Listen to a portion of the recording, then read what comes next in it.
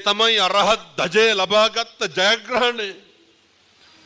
මේ තමයි පින්නතුනි අසංකේය වූ කල්ප ලක්ෂ 4ක් පාරමිතා සම්පූර්ණ කරලා අපේ බෝධිසත්වයෝ බුද්ධත්වයේ ලබාගත් එකේ අරමුණ සාක්ෂාත් වෙන යුගය.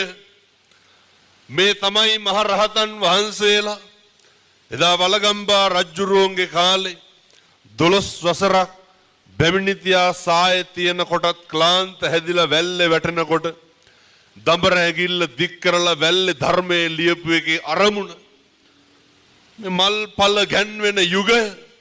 ඒ නිසා පින්නතුනි මේ යුගය වෙන අමුතු යුගයක් නෙමෙයි. මේක තමයි සම්බුද්ධ ශාසනයේ චිරස්තදී අවුරුදු 5000ක් නෙමෙයි. මිනිස් සංහතිය මේ ලෝක ධාතුව තුල ඉතුරු වෙන්නේ තියෙන්නේ කවද්ද?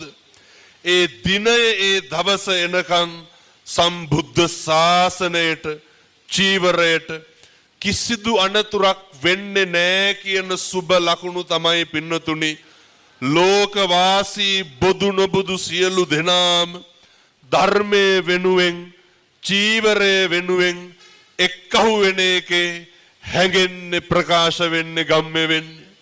අද උදේ මම ඔය එනකොට අපේ හිතවත් මහත්තයෙක්ගේ හෝටලයකින් දානේ වැළඳුවේ. මං සාමාන්‍යයෙන් මට පන්සලෙන් වැළඳෙනවා අඩුයි. මොකද එහෙම වුණොත් මෙවට යන්න බෑනේ. දැන් අද උදේ 5:00 විතර පිටත් උනේ.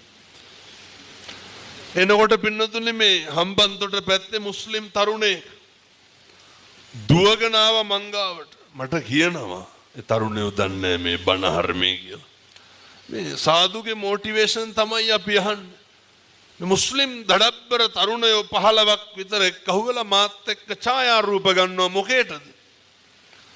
කොල්ලෝ කියනවා මේ අපි අහන්නේ ඔයා කියනෙව්වා. පින්නතුනේ මේකට જાතියක් තියනවද?